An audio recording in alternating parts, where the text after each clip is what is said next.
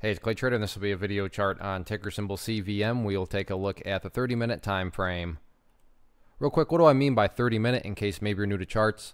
Instead of each one of these candlesticks here representing 1 day's worth of price action, which is what you would normally see, each one represents 30 minutes. So while this here may look like several days worth of time, it's actually just today's price action broken down into 30-minute time slices.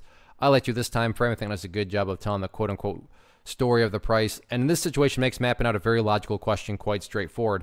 And that question revolves around the fact that today was a very nice move. I can't imagine anybody sitting around saying that no, this wasn't a good move. Everybody would agree this was a good move, but that does lead to the logical question, but is there any sort of true power behind this price movement? Is there any sort of genuine strength, or is this just some sort of knee-jerk reaction, dead cat bounce type move? I have no idea, but like I said, by using charts, we can make answering that question very straightforward. And in my mind, it all revolves around a single point, and that is at 11 cents. Why is 11 cents so important? Well, hopefully we can all agree on the logic that price movement with true power, with genuine strength, the price is going to progress forward. The price is not going to go back to where it was. I'm assuming you're saying, hey, thanks, Captain Obvious.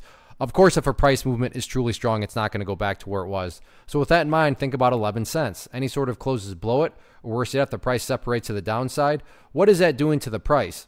That's literally putting the price right back inside of this range where it already was. Again, going back, not a sign of true strength. Whereas let's say the price pulls back here, bounces around on top of it here, and then heads back up. So what would you have in this case where I would consider a pretty drastic pullback? So even after a drastic pullback, well, you'd still have a set of lows right here. Previous set of lows would be down there. If you picture each one of those as stair steps, well, hey, now you have stair steps progressing in the upwards direction. And again, that's the name of the game. That's what a truly strong move is going to do. It's going to make progress over time.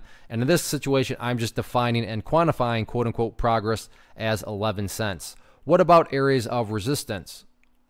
So for this, need to scrunch up the chart here a little bit. Always a good problem to have. Let's see. Yeah, well, quite a bit of space before the next. Yeah, next overall area of resistance, going to call right up there at about 13 cents. And 13 cents just former area of support after the big move back here. So 13 cents, public enemy number one going into the remainder of the week. But in my opinion, breaking levels of resistance, not really that important, because as long as the price keeps on building higher bases and going through healthy consolidations, long-term chart will take care of itself. So we'll see what happens with it, but nice start to the week. One of the biggest questions I get is, hey Clay, how do you find the stocks that you trade? So what I've done is put together a free resource guide where I talk about the tools that I use to locate stocks that I find interesting and think may have potential. So if that sounds like something that could add value to you as a trader, then click on the image that is up on the screen right now and I will email you the guide. The guide itself is very short and to the point, and best part, it's completely free. Thanks for watching the video. Let me know if you have any questions.